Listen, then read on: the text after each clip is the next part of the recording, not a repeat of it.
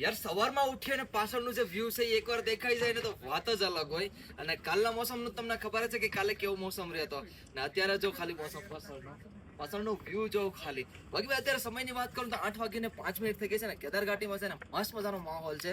આમ પાછળનો વ્યૂ જો યાર બહુ ફાઇન છે. બાકી અત્યારે યાત્રાની વાત કરું ને તો ભાઈ યાત્રા હાવ સ્લો થઈ ગઈ છે. કાલે યાત્રા રોકી દીધી હતી અને બપોરે છે ને 12 વાગ્યા પછી યાત્રા છોડી પણ દેવામાં આવી હતી. મને ઝાઝા બધી ઘોડા કચ્છરમાં આપણા ગુજરાતી ફેમિલી હતા ને એ બધા મને કહેતા હતા કે બપોર પછી છોડી દીધા હતા.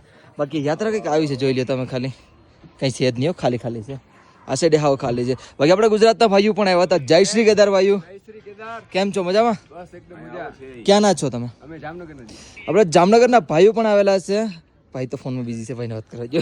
બાકી ભાઈ મોસમ અત્યારે છે ને સવારનો બહુ મસ્ત મજાનો થઈ ગયો છે. બાકી આજે તારીખની વાત કરું તો આજે 30 તારીખ થઈ ગઈ છે અને મસ્ત મજાનો માહોલ છે. તો આપણે અત્યારે કેન્ટીન ખોલી નાખીએ ને આપણા ગુજરાતના ભાઈઓ આવ્યા તો એને ચા પીવી છે.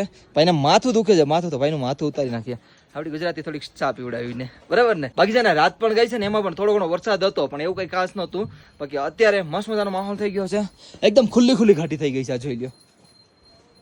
અને પ્લસ આ વાહ ભાઈ વાહ, હું વાતાવરણ છે.